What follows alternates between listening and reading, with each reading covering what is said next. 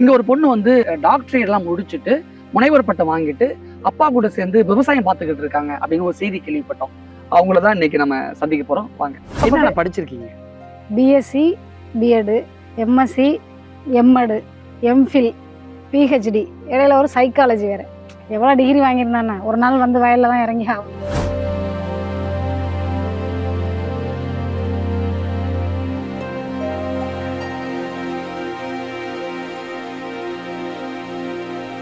கவர்மெண்ட்ல படிச்சு எனக்கு கவர்மெண்ட்ல வேலை இல்லை, பிரைவேட்ல படிச்சு நான் கவர்மெண்ட்ல படிச்சு பிரைவேட்ல போய் நான் வேலை வாங்குற அளவுக்கு தானே ஒரு நிர்பந்தத்தில் தள்ளியிருக்காங்க. நான் எல்லாரும் கேட்கக்கூடிய கேள்வி நான் திருப்பி கேட்கிறேன். 7 டிகிரி முடிச்சிட்டீங்க, பிஹெச்டி முடிச்சிட்டீங்க, ஏன் இன்னமும் விவசாய வேலை பாக்குறீங்க அப்படின்னு நிறைய பேர் உங்களை கேட்டிருப்பாங்க. இப்ப நான் உங்கள்கிட்ட கேட்கிறேன், வேலை கிடைக்கல.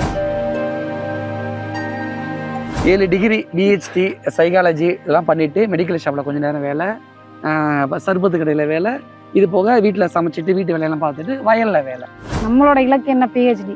நம்ம யார் எதாவது சொன்னாலும் பரவாயில்ல, நம்ம எவ்வளோ கஷ்டப்பட்டு படிச்சிட்டோம் அப்படின்னு சொல்லிட்டு எப்படியாவது பிஹெச்டி ஜாயின் பண்ணனா அதுக்கு 2 வருஷம் ஆயிடுச்சு. நான் ஜாயின் பண்ண போகிறதுக்கே ஒரு 2 வருஷம் ஆயிடுச்சு.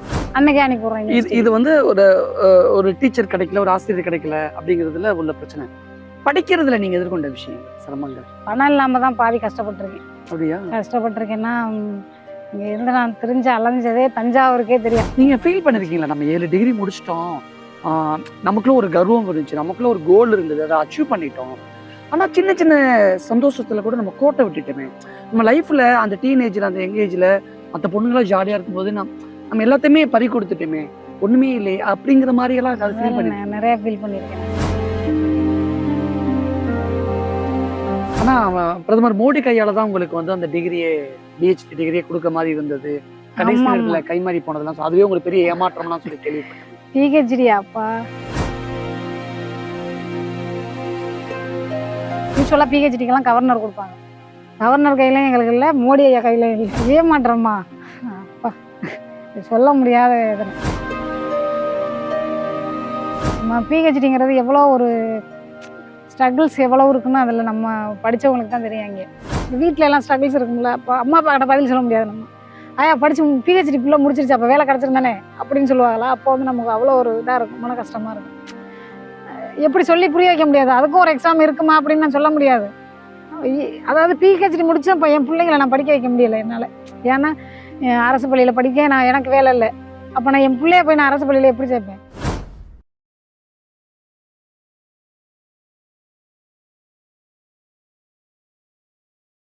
வணக்கம். இப்போ நம்ம புதுக்கோட்டை மாவட்டம் கரம்பக்குடி பக்கத்தில் இருக்கக்கூடிய ஆயிப்பட்டி அண்ணா நகரில் தான் இருக்கோம். இங்கே ஒரு பொண்ணு வந்து 5 டிகிரி படிச்சுட்டு டாக்டர் எல்லாம் முடிச்சுட்டு முனைவர் பட்டம் வாங்கிட்டு அப்பா கூட சேர்ந்து விவசாயம் பார்த்துக்கிட்டு இருக்காங்க அப்படின்னு ஒரு செய்தி கேள்விப்பட்டோம். ஆனால் இது கேள்விப்பட்டீங்க வரும்போது தான் தெரியுது, அவங்க விவசாய நிலத்துல இறங்கி கருது இருக்கிறாங்க, நாற்று நடுறாங்க, இப்படி நிறைய விவசாயம் சார்ந்த ஒரு விஷயத்த டாக்டரேட் 5 டிகிரி முடிச்சுட்டு ஒருத்தங்க பண்றாங்க, ஒரு பொண்ணு பண்றாங்க அப்படின்னா உங்களால நம்ப முடியுதா? அவங்களதான் இன்னைக்கு நம்ம சந்திக்க போறோம். வாங்க. தானம் தம் ததானம் தம் ததானம் தம் ததானம் பந்தம் ராக பந்தம் உந்தன் சொந்தம் தந்த சொந்தம். வணக்கம். நீங்க தான் திராவிட செல்வியா?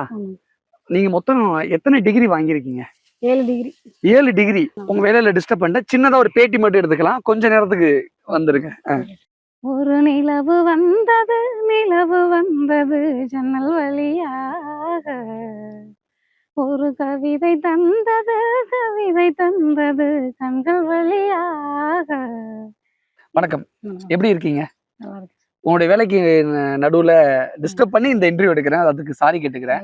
இல்ல, என்ன ஒரு ஆச்சரியமான ஒரு விஷயம் அப்படின்னா, நீங்க 7 டிகிரி முடிச்சிருக்கீங்க, சைக்காலஜி முடிச்சிருக்கீங்க, டாக்டரேட்லாம் முடிச்சிருக்கீங்க, முடிச்சுட்டும் ஏன் அவங்க இன்னமும் விவசாயம் வேலை பாக்குறாங்க அப்படின்னு எல்லாரும் கேட்கறாங்க. நம்ம ஊரை பொறுத்த வரைக்கும் 1 டிகிரி படிச்சுட்டு நம்ம பசங்க போற ஆட்டம்னா, அதுவும் பொண்ணுங்க அந்த எனக்கு சமைக்கலாம் வராது, எனக்கு சமைக்க தெரிஞ்ச மாப்பிள்ளையா பாருங்க அப்படிலாம் சொல்லுவாங்கல்ல. நீங்க 7 டிகிரி படிச்சுட்டு வீட்லயும் வேலை பார்த்துக்கிறீங்க, வயல்ல இறங்கியும் நாத்து நடுறது, கருது இருக்கிறது வேலைகள்லாம் இறங்கி பண்றீங்களே, இது எப்படி சாத்தியம் அப்படின்னு ஆச்சரியமா கேட்கிறேன். சாதாரண இது நாங்க காலங்காலமா பண்ணதானே எங்க குடும்பத்துல. அப்பையிலேருந்து தாத்தா காலத்துல இருந்து நாங்க விவசாயம் பண்றோம்ல, அதனால நாங்க எல்லாருமே எந்த வேலை கொடுத்தாலும் செய்வோம் வயல்ல.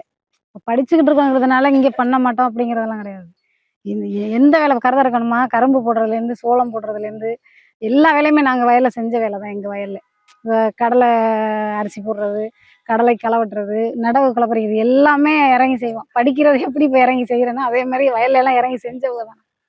நீங்க புதுக்கோட்டை மாவட்டம், நான் பக்கத்துல தான் தஞ்சாவூர் மாவட்டம். ஆனா இருக்கிறதெல்லாம் சென்னை. ஆனா நாங்க நிறைய விஷயங்கள் பாக்குறோம். ஒரு பொண்ணு அல்லது ஒரு பையன் சாதாரணமா ஒரு டிகிரி முடிச்சிட்டாலே அவங்க போடுற ஆட்டம் தாங்க முடியாது, பார்க்க முடியாது. அது எல்லாருக்குமே தெரியும். நான் ஓவரான பில்டப் பண்ணிலாம் சொல்லல, எல்லாருக்குமே தெரியும். ஆனா ஒருத்தங்க 7 டிகிரி முடிச்சிருக்காங்க, டாக்டரேட் வாங்கியிருக்காங்க. எனக்கு திரும்ப திரும்ப எனக்கு அதுதான் சொல்ல தோணுது. எனக்கு நம்பவே முடியல. நீங்க ஒரு விவசாய வேலை பார்க்கிறேன், மாடு மேய்க்கிறேன், ஆடு மேய்க்கிறேன், சைக்கிள் ஓட்டிட்டு தான் போறேன் அப்படின்னு சொல்றதெல்லாம் பிரமிப்பாவும் ஆச்சரியமாவும் தான் இருக்கு. இது எப்படி இந்த காலத்துல சாத்தியம்னு கேட்கிறேன். சாப்பிட்றதுக்கு நம்ம இங்கே இறங்கினா தானே நம்ம படிச்சாலுமே படிச்சுட்டு இருந்தால் தான் வேலை இல்லைப்பா. அப்போ விவசாயம் தான் பார்க்குற மாதிரி இருக்கு. அப்போ இதையும் விட்டுறக்கூடாதுல்ல. நம்ம விவசாயத்தை ஃபர்ஸ்ட் பார்த்தா தான் நம்ம படிக்கிறது அதெல்லாம் அடுத்த விஷயம். எவ்வளோ டிகிரி வாங்கியிருந்தானே ஒரு நாள் வந்து வயலில் தான் இறங்கி ஆகணும். நம்ம வயல் விட்டாலும் அப்புறம் மறுபடியும் பணத்துல சாப்பிட முடியும். நம்ம வயல்ல உள்ளதை விளைஞ்சாதான் சாப்பிட முடியும். நம்ம ஊரை பொறுத்த வரைக்கும் கல்யாணத்துக்கு அப்புறம் ஹஸ்பண்ட் வந்து ஒய்ஃபை படிக்க வைக்கிறது ரேரா நடந்து இருக்கக்கூடிய ஒரு விஷயம், பாராட்டுதலுக்குரிய ஒரு விஷயம். உங்க ஹஸ்பண்ட் அப்படிதான் கல்யாணத்துக்கு அப்புறம் டாக்டரேட் நிறைய டிகிரி எல்லாம் படிக்க வச்சு டாக்டரேடும் வாங்கி கொடுத்துருக்காரு. ஆனா நீங்க படிச்ச படிப்பை தாண்டி விவசாய வேலை தான் பார்த்துக்கிட்டு இருக்கீங்க. ஏன் படிச்ச படிப்புக்கு ஏத்த மாதிரி வேலைக்கு போகலங்கிற கேள்விகள் இருக்குல்ல? படிச்ச படிப்புக்கு நான் வேலைக்கு போகாமலாம் இல்லை. 2023ல வந்து இது பிஹெச்டி முடிச்சது. ரெகுலர்ல படிச்சாக்க வேல்யூ அதிகம்னு சொல்லுவாங்க. இப்போ கரஸ்ல படிச்சாக்க அது வேல்யூ அதிகம் இல்லைங்கிறதுனால ஒவ்வொரு டிகிரியா நம்ம ரெகுலர்ல படிச்சிருவோம். இப்போ பிஎஸ்சி படிச்சாக்க நம்ம பிஎட் படிச்சு ஒரு ஸ்கூலுக்கு போறதுக்கு ஒரு 3000, அது நம்ம குடும்பத்துக்கு பத்தாது. சரி, கொஞ்சம் எம்எஸ்சியை படிச்சிருவோம். எம்எஸ்சியை படிச்சா கொஞ்சம் ஒரு 15, 20, 25 ரூபா சம்பளம் அந்த மாதிரி கிடைக்கும். அப்போ எம்எஸ்சியை படிப்போம். அப்போ வீட்டில் உள்ள சுச்சுவேஷன் எல்லாம் விட்டுட்டும் அதையும் படிச்சிடணும். ரெகுலரில் தான், அதுவும் கரஸ்ல எல்லாம் படிக்கல. கரஸ்ல படிச்சிருந்தா எனக்கு இந்த சம்பளங்கிறது எனக்கு மைண்ட்ல நின்றுருக்காது. நம்ம கரஸ் ஏதோ ஒரு டிகிரியை படிச்சுட்டு ஒரு கரஸ்ல வேலை பார்த்துட்டு நம்ம டிகிரியையும் படிக்கிறோம் அப்படிங்கிறப்ப எனக்கு அந்த வேதனை தெரிஞ்சிருக்காது. இவ்வளோ டிகிரி படிச்சுட்டு நமக்கு வேலை கிடைக்கலங்கிற அந்த வேதனை தெரிஞ்சிருக்காது. இப்போ நான் ஒவ்வொரு டிகிரி ரெகுலர்ல எல்லாம் ரெகுலர்ல வர்றதுக்கு கஷ்டப்பட்டு படிச்சிருக்கீங்க. BSc, BEd, MSc, MEd, MPhil, PhD, இடையில ஒரு சைக்காலஜி வேற. ஏன்னா இப்போ நம்ம என்னன்னா ஒவ்வொரு வழியிலையும் எங்கிட்டாவது ஒரு வழியில வேலைக்கு போயிடலாம் அப்படின்ட்டு. பிஎஸ்சி, பிஎட் முடிச்சா ஏதோ ஒரு டெட் எழுதி போயிடலாம் அப்படிங்கிற மாதிரி. எம்எஸ்சி, எம்ஃபில், எம்எஸ்சி அந்த ரிலேட்டடாக ஒரு வேலைக்கு ஏதோ நம்ம எல்லா இடத்துலையும் போய் ஃபைட் பண்ணி பார்ப்போம். நம்ம ஒரு டிகிரியை வச்சுக்கிட்டு எல்லா வேலைக்கும் நம்ம போய் எங்கேயும் போக முடியாதா? நம்ம இருக்கிற படிப்பெல்லாம் ஃபர்ஸ்ட் படிச்சிருவோம். எல்லா படிப்பையும் படிச்சுட்டு ஒவ்வொரு படிப்புக்கும் உள்ள வேலைக்கு எக்ஸாமுக்கு ட்ரை பண்ணோம். இப்போல்லாம் வந்து ரேரு. கிராமத்துலேருந்து ஒரு பொண்ணு டிகிரி போய் படிக்குது, அதுவும் ஊரை விட்டு போய் படிக்குதுங்கிறது ரொம்ப ரேரு. நம்ம என்னன்னா எப்படியாவது நம்ம வீட்டில் வேற அக்கா தங்கச்சி முன்னாடி உள்ளவங்க யாருமே படிக்கவே இல்லை. அம்மா வந்து கொஞ்சம் யாராவது நான் இத்தனை பிள்ளைங்களை பத்தி யாராவது ஒரு பிள்ளையாவது எனக்கு படிச்சிடாதா அப்படின்னு. நீங்க 6 பேரா? ஆமா, தம்பியோட சேர்த்து 6, 5 பொண்ணு, தம்பி மட்டும் ஒரு பையன். சரி. இப்போ எல்லாரும் BSc, BEd, MSc, MEd, MPhil, PhD, MSc psychology. இப்போ எம்எஸ்சி சைக்காலஜி எதுக்கு பண்ணதுன்னா நம்ம பிஎஸ்சி, பிஎட் முடிச்சுட்டு ஒரு டெட்டு பாஸ் பண்ணணும். அந்த இதுக்கு நம்ம போக முடியாட்டியும் எம்எஸ்சி முடிச்சுட்டு பிஜி டிஆர்பி எழுதணும்னாக்கா பிஎட் இருந்தால் தான் எழுத முடியும். அப்படின்னு சொல்லும்போது பிஎட் போய் படிக்கிறோம். பிஎட்டுக்கு அது கவர்மெண்ட்ல ஒரு ஃபண்டு கொடுத்து அது நம்ம ஷெட்யூல்டு காஸ்ட்டுங்கிறதுனால படிச்சாச்சு. நீங்கள் ஷெட்யூல்டு காஸ்ட்ல எல்லாருக்குமே வந்து வேலை கிடைச்சிருது, எல்லாருக்கும் ஸ்காலர்ஷிப் நிறையா கிடைக்குது. ஏன் அவங்களுக்கு மட்டும் ஏன் ஸ்காலர்ஷிப் கொடுக்குறீங்கன்னு கேட்குறாங்க. ஆனால் ஷெட்யூல்டு காஸ்ட்லேயே நம்ம பிஹெச்டி படிச்சுட்டு இங்கே வேலை இல்லை. வேலை இல்லைன்னா நம்ம எங்க எம்ப்ளாய்மெண்ட் ஆஃபீஸில் போய் பதிவு பண்ண படித்தவொடனே எம்ப்ளாய்மெண்ட்ல பதிவு பண்ணுன்னு சொல்கிறாங்க. எம்ப்ளாய்மெண்ட்ல பதிவு பண்ணி எம்ப்ளாய்மெண்ட்லாம் உறங்கி கொண்டு இருக்கிறது. எம்ப்ளாய்மெண்ட்லாம் ஏன் அப்படி சொல்றீங்க? பதிவு மட்டும் தானே பண்றோம். நாங்க சீனியாரிட்டில இங்க வேலை எந்த வேலை சொல்லுவாங்களே, பிஹெச்டி முடிச்சாலே சீனியாரிட்டி அடிப்படையில வேலை இருக்கு, கவர்மெண்ட் வேலைன்னு சொல்லுவாங்க. அதுக்குதான் இப்ப ரீசெண்டா இந்த வருஷம் ஒரு எக்ஸாம் கொண்டு வந்தாங்க. இப்ப நான் எழுதினேன், போன மாசம் எழுதினேன். அந்த எக்ஸாம் எவ்வளோ ஸ்ட்ரகிள்ஸ். நம்ம வந்து பிஹெச்டி படிச்சது வந்து சுவாலஜி. தமிழ் எல்லாருக்கும் பேசிக் தான், எல்லாருமே தமிழ் தெரியும். ஓரளா கொஸ்டின் ஈஸியா ஓரளவு இருந்தா அட்டன் பண்ணிடலாம். இப்போ வந்து 4 கொஸ்டின் இருக்குன்னு வச்சுங்களேன். அந்த 4 கொஸ்டின்ல ஏதாவது ஒண்ணு நமக்கு தெரிஞ்சிருந்தா டிக் பண்ணிட்டு போயிடுவோம். நமக்கு கொஞ்சம் தானே வச்சிருக்காங்க தமிழ் அப்படின்ட்டு நம்ம எழுதுறோம்னு வச்சுக்கோங்களேன். அந்த கொஞ்சம் அதுலயும் ஒண்ணு தெரிஞ்சா ஒண்ணு தெரியாம இன்னொரு கொஸ்டினை அதை மிங்கிள் பண்ணி எப்படி தமிழ்ல பிஹெச்டி படிச்சிருக்காங்க அவங்க எழுதுற மாதிரி எப்படி எங்களுக்கு பேசிக்ல 30 கொஸ்டின் அட்டன் பண்ணாதான் நான் உள்ளே பாஸ் பண்ண என்னோட கொஸ்டினை திருத்துவாங்க. அந்த மாதிரி இப்போ புதுசாக கொண்டு வந்திருக்காங்க. நான் எக்ஸாம் எழுதி ஏதோ சரி நம்ம பிஹெச்டிக்கு போயாது நம்ம ஒரு எக்ஸாம்லாம் நம்மளால ஃபைட் பண்ண முடியாது. பிஹெச்டி வரை ஏதாவது படிச்சுட்டு சம்பளம் அதிகம்ல நமக்கு. பிஹெச்டி படிச்சா நம்ம எல்லா டைமும் போட்டி போட வேண்டியதில்லை. பிஹெச்டியில் கொஞ்சமாக தான் படிச்சிருப்பாங்க அப்படின்னு சொல்றதுனால நம்ம அதில் ஏதாவது ஃபைட் பண்ணி போயிடலாம் அப்படின்ட்டு போனால் அங்கேயும் இந்த வருஷம் நம்ம நேரம் சொல்லுவாங்கல்ல, எங்கே போனாலும் விடாது உங்கள் நேரம் அப்படின்ட்டு. இப்போ இந்த வருஷம் தான் புதுசாக கொண்டு வந்திருக்காங்க கவர்மெண்ட்லேருந்து, அதாவது அசிஸ்டன்ட் ப்ரொஃபஸருக்கும் எக்ஸாம் அப்படின்ட்டு. ஓகே. அந்த எக்ஸாம் இப்போ எழுதியிருக்கேன். இப்போ எழுதியிருக்கேன்னா நான் தமிழ்ல 30 மார்க் எடுத்து நான் பாஸ் பண்ணுனாதான் என்னோட சப்ஜெக்ட்டுக்குள்ளே உள்ள போவாங்க, திருத்துவாங்க. இல்லைன்னா ஆனா இங்க தமிழ்நாட்டுல ஒரு ரூல்ஸ் இருக்குல்ல, தமிழ் வழியில படிச்சோம்னா அரசு வேலையில முன்னுரிமை அடிப்படையில அது வேலை கிடைச்சிடும் அப்படின்னு இருக்குல்ல. நீங்க படிச்சது பூராவே அரசு பள்ளி எல்லாம் அரசு தான். நம்ம எல்லாமே அரசு பள்ளியில படிச்சா வேலையில முன்னுரிமை இருக்குல்ல தமிழ்நாட்டுல. இருக்கு. ஆனா அப்படியும் ஏன் அங்கேயும் ஒரு கவர்மெண்ட்ல எக்ஸாம் இருக்குல்ல, அந்த எக்ஸாம் பாஸ் பண்ணாதான். இது வந்து என்னன்னா இப்ப முன்னுரிமைங்கிறது வந்து அரசு பள்ளிங்கிறத அவங்க சொல்றது இல்லை. இப்போ உள்ள ஜென்ரேஷனை படிங்கன்னு தான் சொல்றாங்க. ஆனா நாங்க எங்களுக்கு முன்னாடி உள்ளவங்களாம் என்னன்னா, நான் 90ல பிறந்தேன்னு வச்சுங்களேன். எனக்கு முன்னாடி உள்ளவங்க எல்லாரும் கஷ்டப்பட்டு பிரைவேட்ல படிக்க வைக்க முடியல. நாங்களாம் கவர்மெண்ட்லாம் படிச்சோம். ஆனா எங்களுக்கு வேலை இல்லை. இப்போ நாங்கள்லாம் என்ன சொல்றோம்னா, என்னோட பிள்ளைங்களெல்லாம் கொண்டு நான் கவர்மெண்ட்ல சேர்க்கிறேன்னு வச்சுக்கோங்க, நான் சேர்த்திருக்கேன்னு வச்சுக்கோங்க. என் பிள்ளைங்களை நான் சேர்த்து படிக்க வைக்கிறேன், எல்லாம் கவர்மெண்ட்ல சேருங்க, சலுகைகள் இருக்கு. அங்கே படிச்சா கவர்மெண்ட்ல படிச்சா உனக்கெல்லாம் வேலை இருக்குதா, கொண்டு சேர்த்து விடாங்கல்ல. நான் விழிப்புணர்வாகி நான் கொண்டு கவர்மெண்ட்ல சேர்த்து விடுறேன் என் பிள்ளைய. ஆனா நான் கவர்மெண்ட்ல படிச்சேன், எனக்கே வேலை இல்லையே. நான் அதையே ஒரு பிரைவேட்டை தானே பயன் பண்ணியிருக்க மாதிரி இருக்கு. நான் போயிட்டு நான் கவர்மெண்ட்ல படிச்சு எனக்கு கவர்மெண்ட்ல வேலை இல்லை, பிரைவேட்ல படிச்சு நான் கவர்மெண்ட்ல படிச்சு பிரைவேட்ல போய் நான் வேலை வாங்குற அளவுக்கு தானே ஒரு நிர்பந்தத்தில் தள்ளியிருக்காங்க. நான் எல்லாரும் கேட்கக்கூடிய கேள்வி நான் திருப்பி கேட்கிறேன். 7 டிகிரி முடிச்சிட்டீங்க, பிஹெச்டி முடிச்சிட்டீங்க, ஏன் இன்னமும் விவசாய வேலை பாக்குறீங்க அப்படின்னு நிறைய பேர் உங்களை கேட்டிருப்பாங்க. இப்ப நான் உங்கள்ட்ட கேட்கிறேன். விவசாயங்கிறது வந்து எங்களோட இது பாரம்பரியமா நாங்க காலங்காலமா அந்த காலத்துல இருந்தே பண்ணது. இன்னும் எங்க அப்பா அதை விட்டு கொடுக்கவே இல்லை. எங்க தாத்தா காலத்துல இருந்தே அந்த காலத்துல கிணறு, சமுதாய கிணறு வெட்டுவாங்கல்ல, அந்த மாதிரி கிணறு வச்சு அப்பா விவசாயம் பண்ணிட்டு இருந்தவங்க. எல்லாருக்கும் எங்க சொந்த இடத்துல கொஞ்சம் இடத்த கொடுத்து சமுதாய கிணறு கட்டி அப்படி எல்லாருக்கும் பண்ணது. அதுக்கப்புறம் நாங்க விவசாயத்தை விட முடியாம அப்பா தனியா போர் போட்டு அதை விவசாயம் பண்ணிட்டு இருக்கிறதுனால அப்பா மாதிரியே எங்களுக்கு அவ்வளோ ஆசை. வயக்காலெல்லாம் விட மாட்டேன் யார்ட்டையும், கொஞ்சம் கூட சும்மா போட்டு வைக்க மாட்டாங்க அப்பா. வருதோ வரலையாதான், வராதுங்கிறது இப்ப தெரிஞ்ச விஷயம் ஆயிடுச்சா. என்ன வந்தாலும் சரி அப்பா விவசாயத்தை விடவே மாட்டாங்க. விவசாயம் பண்றது நல்ல விஷயம்.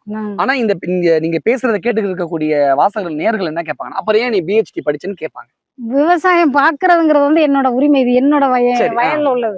நான் இதை பாக்கணுங்கிறதுக்கு வந்து நான் படிக்கிறதுக்கும் இதுக்கு எனக்கு அப்புறம் ஏன் பிஹெச்டி படிச்சுட்டு ஏன் அது சார்ந்த வேலைக்கு போகல? வேலை கிடைக்கலன்னா நான் எங்க கவர்மெண்ட்ல தான் எனக்கு வேலை. நான் பிஹெச்டி படிச்சா எனக்கு கவர்மெண்ட்ல வேலை.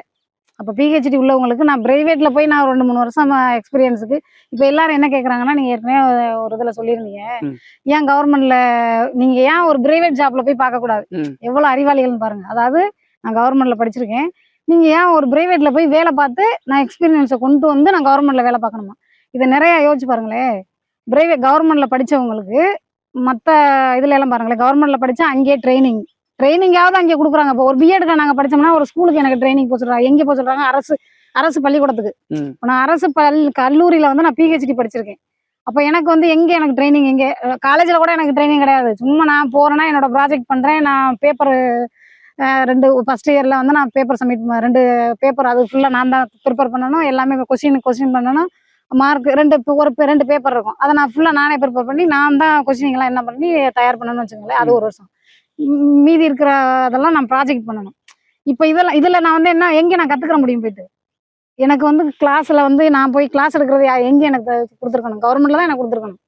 பிஹெச்டி படிக்கிற எல்லாருக்கும் அங்கே ட்ரைனிங் கொஞ்ச நாள் ஏன் அங்கே உள்ள பிள்ளைங்களுக்கு கூட கிளாஸ் எடுத்ததில்லை.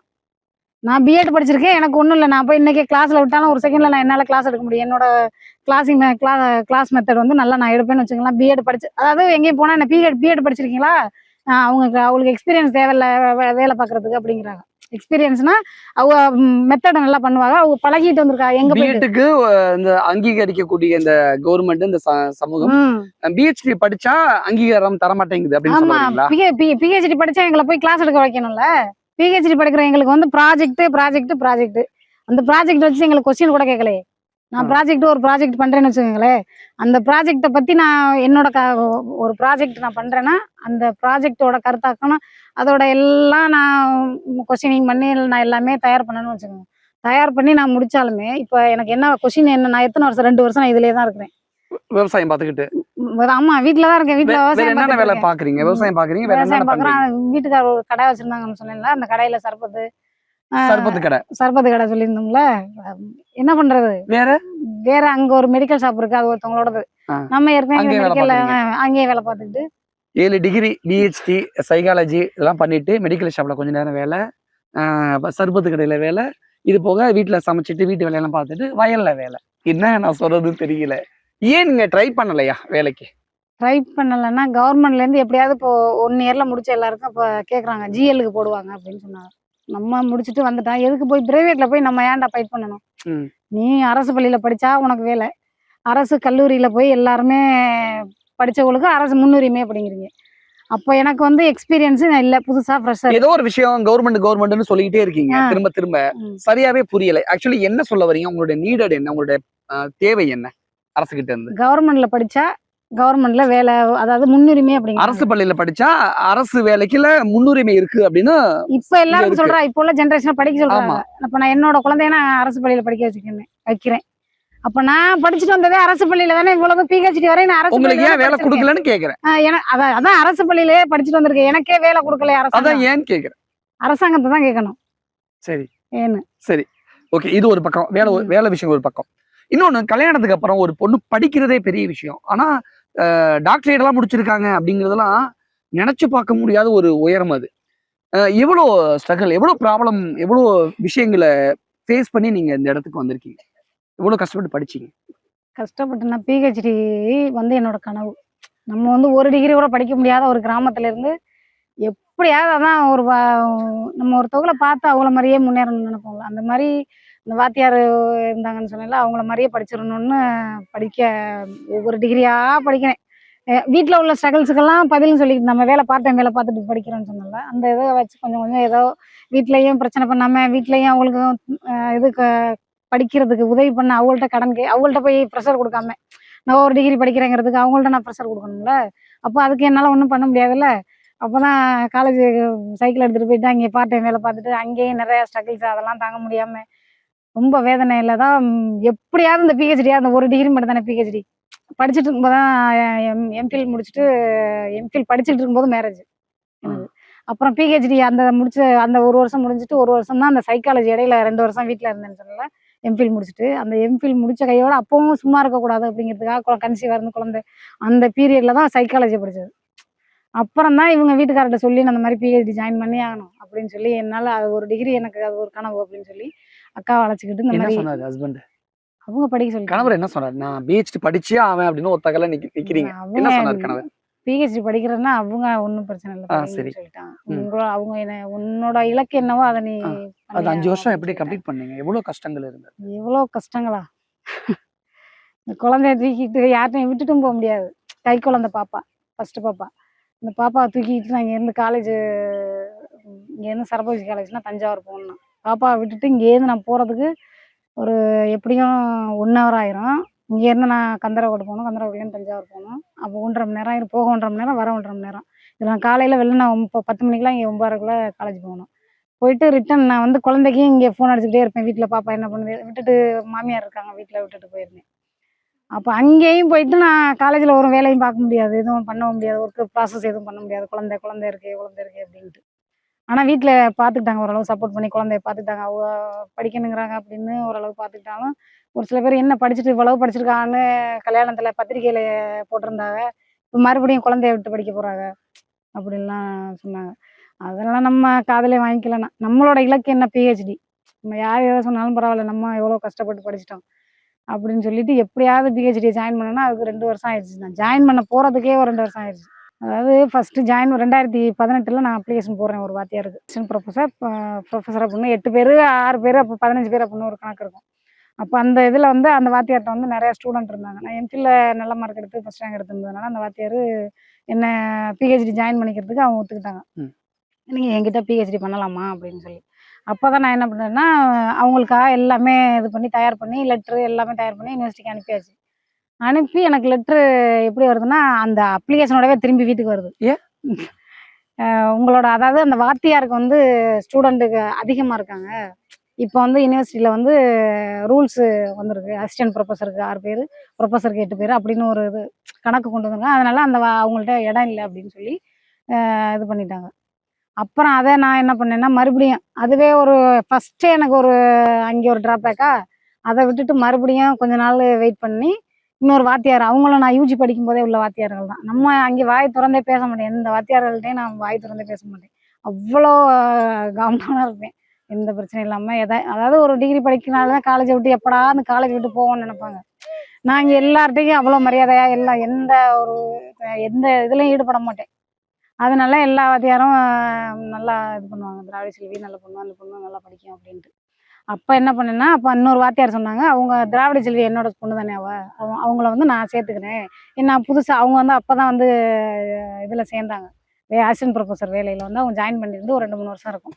அவங்க ஆர்ஆர் சார் ஒருத்தவங்க. அவங்க என்ன பண்ணாங்கன்னா, அப்போ வந்து திராவிட செல்வி நான் என்னோட இதில் சேர்த்துக்கிறேன் அப்படின்னு சொல்லி உடனே அங்கேயே லெட்டரை ரெடி பண்ணி அன்னைக்கே அனுப்பிடுறேன். இது வந்து ஒரு டீச்சர் கிடைக்கல, ஒரு ஆசிரியர் கிடைக்கல அப்படிங்கிறதுல உள்ள பிரச்சனை. படிக்கிறதுல நீங்க எதிர்கொண்ட விஷயங்கள், சிரமங்கள்? படிக்கிறதுல வந்து நிறையா பணம் இல்லாமல் தான் பாதி கஷ்டப்பட்டிருக்கேன். அப்படியா? கஷ்டப்பட்டிருக்கேன்னா, இங்கே இருந்து நான் திரிஞ்சு அலைஞ்சதே தஞ்சாவூருக்கே தெரியும். அந்த புது பஸ் ஸ்டாண்டில் நான் திரிஞ்சு அலைஞ்சது. அதாவது இப்போ அந்த வழியில் நம்ம காலேஜ் விட்டு வருவோம். நம்ம மட்டும்தான் அனாதையாக போகிற மாதிரி இருக்கும். நிறையா பேர் இருப்பாங்க இங்கே. அவ்வளோ கஷ்டமாக இருக்கும். அப்படியே வேலைக்கு போயிட்டு படிப்பேன். வேலைக்கு போயிட்டு படிக்கிறதுனால எல்லாரும் வீட்டில் வந்து ரூம் எடுத்து தான் ஸ்டே பண்ணி தங்கிப்பாங்க. ஹாஸ்டல் இல்லாதனால ரூம் எடுத்து ஸ்டே பண்ணி ஒரு 4-5 பேர் சேர்ந்து படித்தோம். அப்போ வந்து நாங்கள் சாப்பாடுக்கு அங்கே தான் செஞ்சு தான் சாப்பிட்டு காலேஜ் போகணும். அப்போ என்னென்னா ஒரு நாளைக்கு சமைக்கணும், ஒரு நாளைக்கு சமைக்க முடியாத. அப்போ 4-5 பேர் இருக்க இடத்துல வந்து கொஞ்சம் இதாக இருக்கும்ல, கஷ்டமாக இருக்கும்ல. அதெல்லாம் தாண்டி நான் வேலைக்கு போகணும். அப்போ எல்லாருக்கும் அவங்களும் சாப்பிடணும், நானும் சாப்பிட்டு கிளம்பணும். அதெல்லாம் ரொம்ப ஸ்ட்ரகிள்ஸாக இருக்கும். இவ்வளவும் தாண்டி நான் வேலைக்கு போகணும். எத்தனை மணிக்குன்னா 1 மணிக்கு காலேஜ் முடியும். 1 மணிக்குலேருந்து 1:30 வீட்டுக்கு அங்கேருந்து ஃப்ரெண்ட்ஸுகளோட நான் இது பண்ண மாட்டேனே. சைக்கிள் எடுத்துக்கிட்டு நேராக நம்ம ஸ்கூல் சைக்கிள் இங்கே இருக்கா, அதை எடுத்துக்கிட்டு நேராக வீட்டுக்கு ரூமுக்கு வந்துடுறது. ஒரு 2 கிலோமீட்டர் இருக்கும் ரூமுக்கும் எனக்கும். அந்த 2 கிலோமீட்டரில் வந்துட்டு நான் வந்து எல்லாம் பண்ணி மறுபடியும் சமைச்சு அதை சாப்பிட்டு காலைல சாப்பிட்டு போக முடியாது. ஏன்னா வெள்ளனை போகணும். 8 மணிக்கு 9 மணிக்கு காலேஜுங்கிறதுனால சாப்பிட்டு போக முடியாது. வெள்ளனை வந்துட்டு சமைச்சு அந்த முடிச்சுட்டு மத்தியானம் வந்து சமைச்சு சாப்பிட்டு திரும்ப காலேஜ் வேலைக்கு போகணும். 3 மணிக்கு வேலைக்கு போயிட்டு காலேஜ் போயிட்டு வேலைக்கு போயிட்டு காலேஜ் போயிட்டு இப்படிதான் எத்தனை வருஷம் அப்படி ஓடுச்சு உங்களுக்கு? அது ஒரு பிஎஸ்சி, எம்எஸ்சி, எம்ஃபில், பிஎட், 3, 2, 5, 5, 6, 7, 8 வருஷம் இப்படியே அதே மாதிரியே போயிடுச்சு.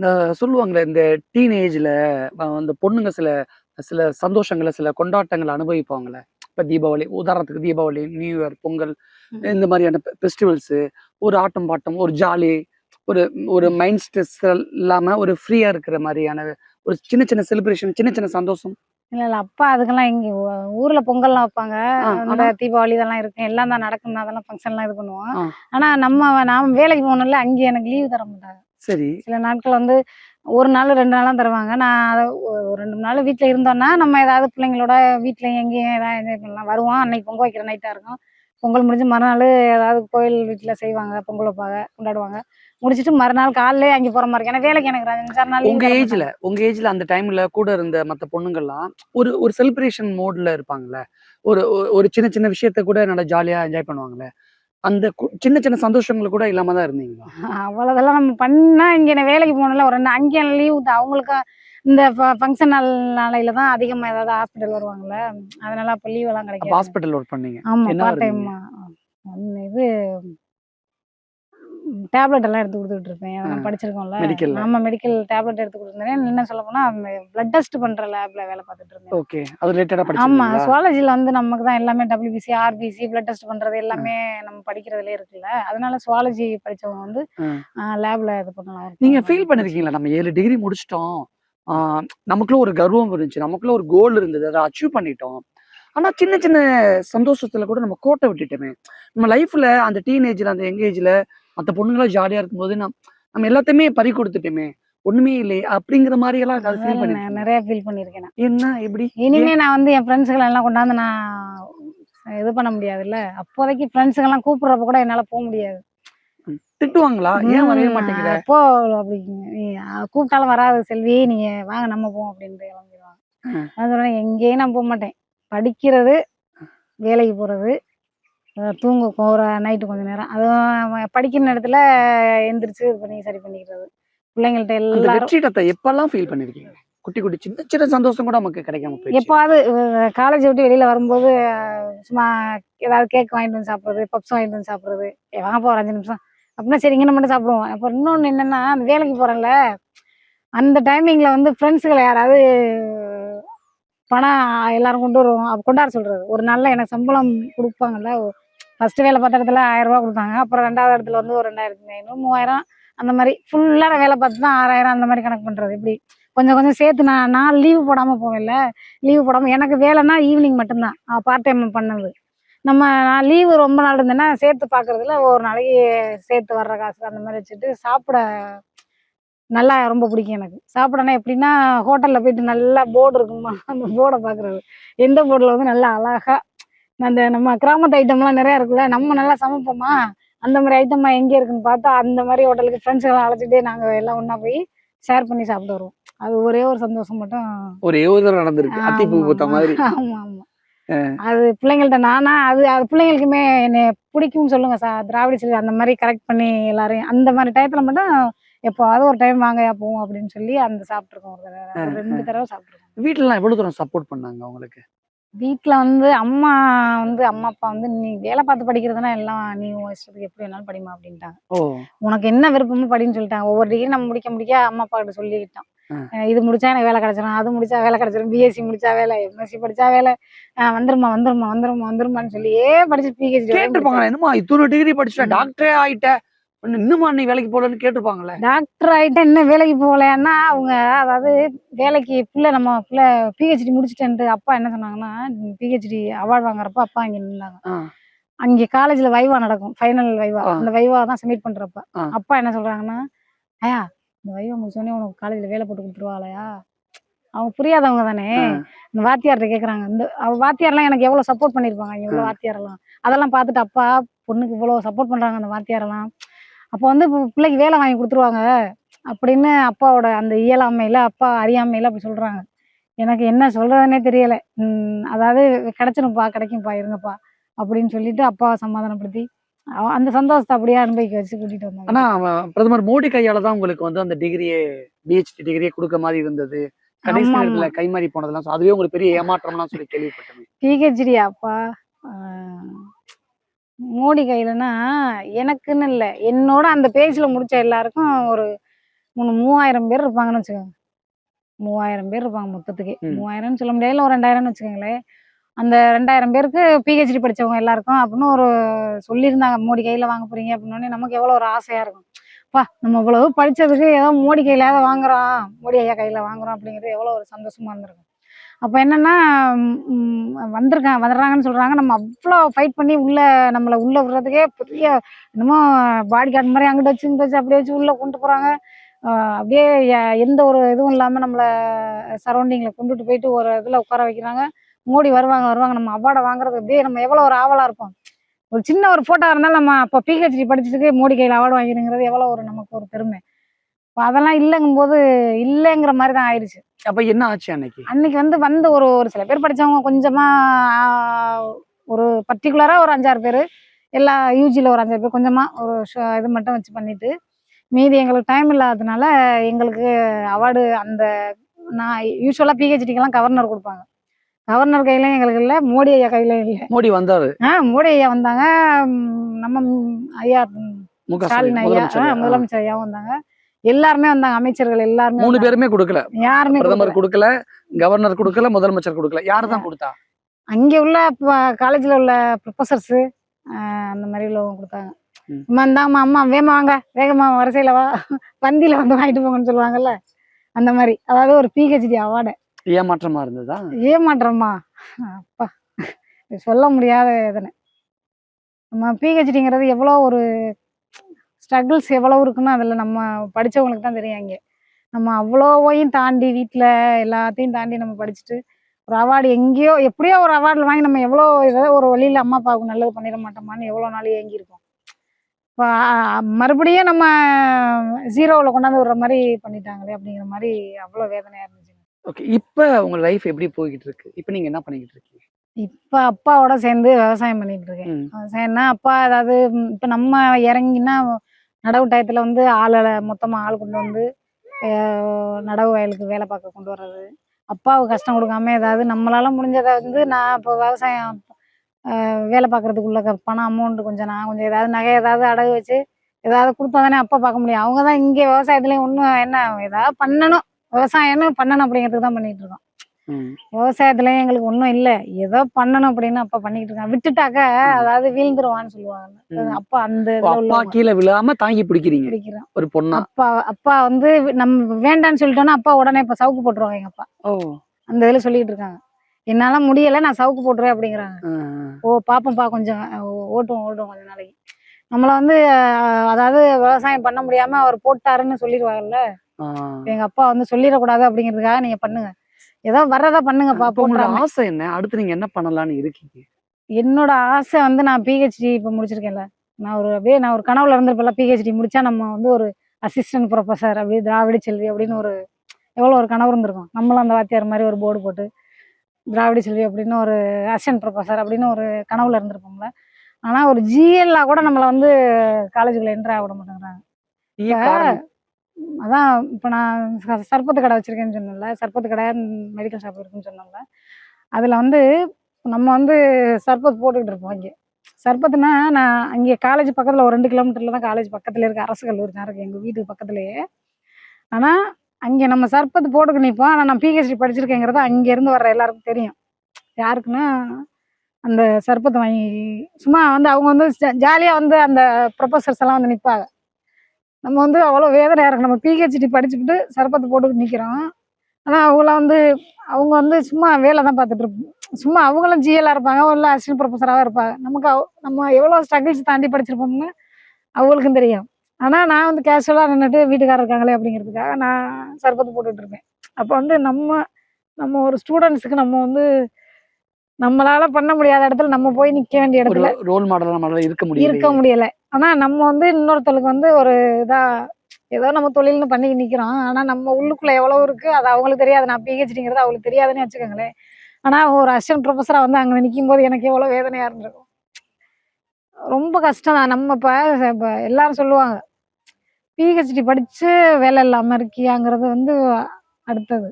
அதாவது படிச்சுட்டா எங்கிட்ட இருந்தாலும் எப்படியோ வேலைக்கு போயிடலாம். எப்படியோ வேலைக்கு போனால் நான் யூஜி படிச்சுட்டே வேலைக்கு போயிருந்துருக்கலாம், எம்எஸ்சி படிச்சுட்டே வேலைக்கு போயிருந்துருக்கலாம். இப்போ நான் ஏதோ ஒரு ஃபைட் பண்ணி ஒரு டிஎன்பிஎஸ்சி எக்ஸாமோ இல்லை ஏதோ எழுதி நான் எங்கிட்ட வேலைக்கு போயிருக்கலாம். ஆனால் நான் பிஹெச்டி தான் முடிக்கணும்னா என்னோட ஒரு இலக்குங்கிறத நம்ம ஒன்று வச்சுருப்போம்ல. இங்கேருந்து ஒரு ஒரு மரத்தில் ஏற முடியாத மரத்தில் ஏறுறோம். எப்படி தான் ஏறினாலும் அதில் நான் ஏறி உச்சி கிளைக்கு போயிடுவேன் அப்படின்னு நான் சொல்கிறேன். அப்போ நான் அந்த உச்சி கிளைக்கு போயும் அங்கேயும் ஒன்றுமே இல்லைடா எல்லாம் அப்படிங்கும்போது எனக்கு எவ்வளோ ஒரு வேதனை இருந்திருக்கும். நீ பிஹெச்டி படித்தா அங்கே ஒன்றுமே இல்லை, அதுக்கும் ஒரு எக்ஸாம் உனக்கு எப்படி அனிதாவுக்கு வச்ச மாதிரி உங்களுக்கும் ஒரு எக்ஸாம் நீட் எழுதி நீட். அவங்களுக்கு எதிர்கொள்ள முடியாம எதிர்கொள்ள முடியாம இருந்தா உண்மையிலே நான் சில நாளெல்லாம் யோசிச்சிருக்கேன். வீட்டுல எல்லாம் ஸ்ட்ரகிள்ஸ் இருக்கும்ல, அப்போ அம்மா அப்பா கிட்ட பதில் சொல்ல முடியாது நம்ம. படிச்சு பிஹெச்டி ஃபுல்லா முடிச்சிருச்சு அப்ப வேலை கிடைச்சிருந்தானே அப்படின்னு சொல்லுவாங்களா. அப்போ வந்து நமக்கு அவ்வளோ ஒரு இதா இருக்கும், மன கஷ்டமா இருக்கும். எப்படி சொல்லி புரிய வைக்க முடியாது, அதுக்கும் ஒரு எக்ஸாம் இருக்குமா அப்படின்னு நான் சொல்ல முடியாது. அதாவது பிஹெச்டி முடிச்சா இப்போ என் பிள்ளைங்களை நான் படிக்க வைக்க முடியல என்னால. ஏன்னா அரசு பள்ளியில படிக்க எனக்கு வேலை இல்லை. அப்ப நான் என் பிள்ளைய போய் நான் அரசு பள்ளியில எப்படி சேர்ப்பேன்? அது அம்மா அப்பா கிட்டையும் சொல்ல முடியாம, நான் என்னோட கோல் செட்டை அடைஞ்சு நான் ஒரு காலேஜுக்கும் வேலைக்கு போக முடியாம நிறையா பேர் சொல்றாங்க, படிச்சிட்டீங்களா பிஹெச்டி முடிச்சு ஏன் வீட்டில் இருக்கேன்? வீட்டில் இருக்கேன்னா வேற எங்கேயும் பிரைவேட் காலேஜில் போய் யார்ட்டையும் நான் அடிமையாக வேலை செய்ய முடியுமா சார் சொல்லுங்க? நான் பிஹெச்டி படிச்சுட்டேன், என்னால் நான் நினச்சிருந்தேன் நான் பிஎஸ்சி முடிச்சுட்டேன், ஒரு பிஎட் முடிச்சுட்டேன், நான் எம்எஸ்சி முடிச்சுட்டேன், எம்ஃபில் இருக்குது, நான் ஒரு சாதாரணமாக ஒரு பிஜி ஸ்டூடெண்ட்ஸு கூட போய் நான் எடுத்துருக்கலாம். ஹையர் செகண்டரி ஸ்கூல் ஸ்டூடெண்ட்ஸுக்கே என்னால் எடுக்க முடியும். அதாவது எடுக்கல, நம்ம தான் பிஹெச்டி முடிச்சுட்டோம், ஒரு அரசு கல்லூரிக்கு போகணுங்கிற ஒரு ஹோல் செட்ல இருக்கோம். சம்பளம் தான் பிரச்சனை. சம்பளம் ஆமா, பிரைவேட்ல வந்து நமக்கு சம்பளம் எவ்வளவு தருவாங்க? 20 ரூபா 25 ரூபா தருவாங்க. அதாவது பிஹெச்டி முடிச்சவங்களுக்கு. இப்போ நான் பிஎஸ்சி முடிச்சுட்டு பிஎட்னாக்கா எனக்கு ஒரு 10 ரூபா. அதை விட இங்க கூட தர்றதுக்கு எந்த கல்லூரியிலையும் ரெடியா இல்ல. பிஹெச்டி படிச்சனால 25 ரூபா வாங்க முடியும். 25 ரூபா, அதுவும் நான் ஒரு 2 வருஷம் எக்ஸ்பீரியன்ஸ் ஆனதுக்கு பிறகு. இப்ப ஸ்டார்டிங் வேலை போய் சேர்ந்தா எவ்வளவு தருவாங்க? 15,000. அவ்வளவுதானா? அவ்வளவுதான். டப்பாவீங்களா? அதை விட கூட அதுக்கு நான் என்ன பண்ணிருக்கலாம், நான் ஒரு தடவை 12வது முடிச்சுட்டு பஞ்சு மில்லில் போய் வேலை பார்த்தேன்னு கூட சொல்லியிருந்திருக்கேன். அங்கே நான் இப்போ இருந்திருந்தாக்கா நான் இன்னைக்கு 30,000 சம்பளம் இருக்கலாம். அந்த பஞ்சு மில்லில். அப்போ படிப்புக்கு என்ன தகுதி இருக்குங்க நாட்டில் பாருங்க. நீ படிப்பு அதாவது எப்படியாவது கஷ்டப்பட்டாவது படிக்க வச்சிருங்க பிள்ளைல அப்படிங்கிறாங்கல்ல. இவ்வளவு கஷ்டப்பட்டு வந்தாலும் அங்கே ஒரு வேலை உனக்கு இல்லைங்கிறப்ப எவ்வளோ ஒரு ஏமாற்றமா இருக்கும். அதுதான் எனக்கு மெயினா உள்ள. உங்களுக்கு பிஹெச்டி முடிச்சும் உங்களுக்கு அரசு வேலை கிடைக்கலங்கிற ஒரு பெரிய வருத்தம் இருக்கு. ஆனா ஒரு பெண்ணா நீங்க படிச்சிருக்கேன் அப்படிங்கிறப்ப ஒரு பெரிய தன்னம்பிக்கை உங்களுக்கு கிடைச்சிருக்கும்ல. நம்ம சொந்த காலில் நின்னுக்க முடியும், நம்ம குடும்பத்தை தாங்கிக்க முடியும். குடும்பத்துல அப்பாவுக்கு சப்போர்ட் பண்றதா இருக்கட்டும், கணவருக்கு சப்போர்ட் பண்றதா இருக்கட்டும், இல்ல ஒட்டுமொத்த சொந்த பந்தங்களுக்கு, அக்கா தங்கச்சிங்களுக்கு, தம்பிங்களுக்கு சப்போர்ட் பண்றதா இருக்கட்டும், அந்த கான்பிடன்ட் லெவல் படிப்பு உங்களுக்கு கொடுத்துருக்குல்ல? அதெல்லாம் கொடுத்துருக்கு. நான் ஆ. என்னன்னா எப்படியும் நம்ம வேலை வாங்கிருவோம். ஏதோ ஒரு வழியில இப்ப இல்லைனாலும் இன்னும் கொஞ்சம் நாள்ல நம்ம வேலை வாங்கிருவோம். இதை வந்து நான் வந்து யாருமே என்ன அவ்வளவு படிச்சுட்டு வேலை இல்லைங்கிறதுக்கு நான் சொல்ல வரல. ம். வேலை இருக்கு, ஏதோ ஒரு வேலை இருக்கு. எங்கேயோ ஒரு பிரைவேட்ல நான் போய் பாத்திர முடியும். என்னால நான் படிச்சிருக்கேன். என்னால யாரையோ எங்கேயோ போய் நான் சர்வே பண்ணிட முடியும் என்னால. அத நான் இவ்வளவு படிச்சு இனிமேல் நான் போய் ஃபைட் பண்ணணுமாங்கிறதா என்னோடது. படிக்கிறதுக்கே ஃபைட் பண்ண வேண்டியதா இருக்கு. ஆ. வேலைக்கு திருப்பி நான் ஜீரோல இருந்து ஃபைட் பண்ண ஆரம்பிக்கணும். மறுபடியும் நான் ஃபைட் பண்ணணுமாங்கிறது தான் என்னோட இங்க சிஸ்டமே இப்படிதான் இருக்கு. சிஸ்டமே அப்படிதான் இருக்கு. இப்ப இதன் மூலமா தமிழக முதலமைச்சருக்கும் சரி, தமிழக கல்வித்துறை அமைச்சருக்கும் சரி, நீங்க சொல்ல நினைக்கக்கூடிய விஷயம், கோரிக்கை. அதாவது அரசுல படிச்சா அரசுல வந்து முன்னுரிமை. ம். நான் வந்து இப்ப வந்து எத்தனையோ பேர் பிஹெச்டி படிச்சுட்டு வேலை இல்லாம தான் இருக்கிறாங்க. வேலைன்னா கட்டாயத்தின் பேர்ல நம்ம படிச்சுட்டோம் அப்படின்னு வேலை பார்த்துட்டு இருக்காங்க. ம். நிறைய பேர் என்னன்னா பார்ட் டைம்ல பிஹெச்டி பண்ணியிருக்காங்கல்ல, அவங்க எல்லாம் போய் எங்கேயோ பாத்துருவா, ஒன்றும் பிரச்சனை இல்லை. இப்போ ரெகுலர்ல படிச்சவங்களும் என்னன்னா எனக்கு என்னென்ன வேதனைன்னா, நம்ம ரெகுலர்ல படிச்சிருக்கோம், அரசுல படிச்சிருக்கோம், நமக்கு வேலை இல்லை. ஏதாவது நம்ம ஏதோ ஒரு வழியிலாவது நமக்கு வரணும்ல. இப்ப என்ன பண்ணணும்னு நினைக்கிறீங்க அரசு? பிஹெச்டி படிச்சவங்களுக்கு எக்ஸாம் தேவையில்லை எனக்கு தெரிஞ்சு. அங்கேயும் ஒரு எக்ஸாம்னா நீட் மாதிரி ஒரு எக்ஸாம் தேவையில்லை. அந்த எக்ஸாம் தேவைன்னா நான் பிஹெச்டியே நான் படிச்சிருக்கவே வேண்டியதில்லை. நான் விவசாயமே பார்த்துட்டு பேசாம இருந்திருக்கலாம். எங்க அப்பாவோட இல்லைன்னு நான் பஞ்சு மில்லே வேலை பார்த்துட்டு இருந்திருக்கலாம். ஓகே. இப்போ நான் இவ்வளவு படிச்சோம், எனக்கு வந்து நீ மறுபடியும் எனக்கு ஒரு எக்ஸாம் தான்னா நான் அந்த எக்ஸாம் எழுதுறதுக்கு தயாரா தான் இருக்கிறேன். இப்போ நீங்க சூழ்நிலை எப்படி உருவாக்குறாங்க பாருங்க. போய் பதிவு பண்ணா எம்ப்ளாய்மெண்ட்ல வேலை அப்படின்னா 10வது இப்போ 10வது நான் 2005, 2006 படிச்சிருந்திருப்பேன். அப்போ எடுத்துட்டு போய் பதிவு பண்ணது இன்னைக்கு வரைக்கும் நான் பதிவு பண்ணிக்கிட்டு தான் இருக்கிறேன்னு வச்சுக்கோங்களேன். அந்த வழியிலேயே நமக்கு வேலை இல்லை. பிஹெச்டி வரையும் பதிவு பண்ணியிருக்கோம், நம்ம அதுக்கும் வேலை இல்லை. பிஎட் படிச்சு பிஎட்ல அந்த எம்எஸ்சி ஏதோ ஒரு வழியில எத்தனையோ திட்டங்கள் இருக்குன்னு சொல்றாங்க அரசுல. இப்போ நீங்க சிந்திச்சு பாருங்க, அரசுல எவ்வளவோ திட்டம்னு சொல்றாங்க. படிப்புக்காக உதவித்தொகை இருக்குங்கிறாங்க, நான் முதல்ல என்னென்னமோ திட்டம்லாம் இருக்குங்கிறாங்க. அதெல்லாம் உண்மை. அதுல எல்லாம் நம்மளாம் வரலையே, எங்கே தாண்டா இருக்கோம் நம்ம? எல்லா திட்டமும் இருக்கா இல்லையா? அரசுல வந்து இவ்வளவு திட்டங்கள் இருக்கு. அப்ப இப்ப இவ்வளவு படிச்சிருக்க நம்மளுக்கே வேலை இல்லை. இப்ப நீங்க முன்னாடி வந்து அதாவது எம்ப்ளாய்மெண்ட் ஆபீஸ் இருந்தது வந்து எதுக்குன்னா வேலை கொடுக்கறதுக்காக தானே. எம்ப்ளாய்மெண்ட் சிஸ்டமே சரியில்லைங்கிறீங்க. எம்ப்ளாய்மெண்ட் ஆபீஸ்ல இருந்தானே எனக்கு வேலை வரணும். நம்ம அந்த காலத்துல என்ன எம்ப்ளாய்மெண்ட் ஆபீஸ்ல இருந்து ஒரு லெட்டர் வந்துட்டா அவனுக்கு வேலை கிடைச்சிருச்சு அப்படிங்கிற மாதிரி சொல்லுவாங்க. இப்ப எம்ப்ளாய்மெண்ட் ஆபீஸ்ல எக்ஸாமுக்கு படிக்கிறதுக்கு கோச்சிங் நடந்துகிட்டு இருக்கு. உண்மை அதுதான். எல்லாருமே என்ன சொல்றாங்கன்னா எக்ஸாம் கோச்சிங் போறவங்க தான் இப்ப பெருமை. நம்ம பிஹெச்டி படிச்சவங்களாம் பெருமை இல்லை. நீங்க டிஎன்பிசி படிக்கிறீங்களா? இப்ப நம்ம போயிட்டு இருப்போம், நம்ம பிஹெச்டி ஒரு டாக்டரேட்டு, நம்ம பிஹெச்டி போயிட்டு இருக்கோம்னு வச்சுக்கோங்களேன். இன்னொரு பொண்ணு போகுது, அவ கிளாஸ் போயிட்டு இருக்கான்னு வச்சுக்கோங்க. நீங்க கிளாஸ் போறீங்களாமா? அவங்களுக்குள்ள மரியாதை கூட நமக்கு இல்லை. எப்படி நம்ம ஒரு இங்க சிஸ்டமே கரெக்டா இருக்கு, சிஸ்டம் சரியில்லை. ரஜினிகாந்த் சொன்ன மாதிரி இல்லையா? சிஸ்டமே சரியில்லை. மூலமா ஃபைனலா முதலமைச்சருக்கும் கல்வித்துறை அமைச்சருக்கும் உங்களுடைய கோரிக்கை? அதாவது பிஹெச்டி படிச்சவங்களுக்கு எக்ஸாம் தேவையில்லை எனக்கு தெரிஞ்சு. எக்ஸாம்னா நாங்க அங்கேயே எக்ஸாம் தேவையில்லை, ரைட்? டைரக்டா உங்களுக்கு வேலை போட்டு கொடுக்கணும். சீனியாரிட்டி அடிப்படையில போடலாம். இல்ல எனக்கு வந்து நான் அரசு பள்ளியிலேயே படிச்சிருக்கேன், அரசு கல்லூரியிலேயே படிச்சிருக்கேன், அரசுலயே தான் எல்லாமே படிச்சிருக்கேன். எனக்கு அதன் மூலமா எல்லாம் எந்த வழியிலாவது ஒரு வழியில எங்கிட்டாவது ஒரு வழி இருந்தா அதை போடலாம். அப்ப நான் இன்னொன்னு என்னன்னா எம்ப்ளாய்மெண்ட்ல பதிஞ்சிருக்கேனா, சரி எம்ப்ளாய்மெண்டே வேண்டாம், பிஹெச்டி வரையும் சீனியாரிட்டிங்கிறதுக்கு வந்து எங்கே கொடுக்கணும்? எனக்கு கவர்மெண்ட்ல தான் எனக்கு இது தரணும். ஏதாவது சீனியாரிட்டிங்கிற எக்ஸ்பீரியன்ஸ் யார் தரணும்? கவர்மெண்ட்ல இருந்து தரணும். அப்ப என்ன பண்ணணும்னா எனக்கு ஜிஎல்லுக்கு போறதுக்கே ஒரு நான் எக்ஸ்பீரியன்ஸ்னா அப்ப நான் அசிஸ்டன்ட் ப்ரொஃபஸருக்கு எப்போ போய் நான் வேலை பார்க்கறது கவர்மெண்ட்ல? ஜிஎல்லுக்கே எனக்கு வந்து எக்ஸ்பீரியன்ஸ் கேட்குறாங்க. ஜிஎல்லுக்கு வந்து நான் பிரைவேட்ல இருந்து எனக்கு எப்படி சார் இது தருவாங்க, எக்ஸ்பீரியன்ஸ் தருவாங்க? நான் பிரைவேட் காலேஜ்ல வேலைக்கு என்னை எடுத்துக்கிற தயாரா தான் இருக்காங்க. யாரும் நம்ம வந்து என்ன இவ்வளவு படிச்சிருக்கோம் எங்கேயும் வேணான்னு சொல்ல மாட்டாங்க. நான் அவங்கள்ட்ட போய் அடிமையா நான் வேலை பார்க்கறதுக்கு நான் தயாரா இல்லை. எனக்கு விருப்பம் இல்லை. அதாவது பிஹெச்டி முடிச்சாக்க எக்ஸாம் இல்லை முன்னாடி எல்லாம். அதாவது படிச்சு முடிச்சா சீனியாரிட்டி படி போட்டாங்க. இப்ப இந்த வருஷம் எக்ஸாம் இருக்கா? இப்ப இந்த எக்ஸாமுக்கும் போய் அங்க பார்த்தோம்னா அங்கே ஒரு கூட்டம் இருக்கு. அப்ப எல்லாரும் வேலை இல்லாம தான் இருக்காங்கடா. மறுபடியும் எக்ஸாம் எழுத வராங்க. இப்ப யாருக்கு தாண்டா வேலை கொடுக்குறாங்க அரசு? யாருதான்? எல்லாருமே வேலை இல்லாம தான். இப்ப நம்ம ஒவ்வொரு இடத்துக்கு நம்ம போறோம்னு வச்சுக்கோங்களேன், அங்கே போய் சந்திச்சோம்னா பிஎஸ்சில பிஎட் எக்ஸாம் எழுத போனாலும் 10 பேர் இருக்காங்க, எம்எட் எக்ஸாம் எழுத போனாலும் அங்கே 10 பேர். அப்ப யாருக்கு தான் வேலை அரசு கொடுக்குறாங்க? எக்ஸாம் எழுதி தான் நான் போகணுன்னா ஒன்றும் பிரச்சனை இல்லை. அப்ப நம்ம ஹையர் ஸ்டடிலாம் தேவையில்லையா?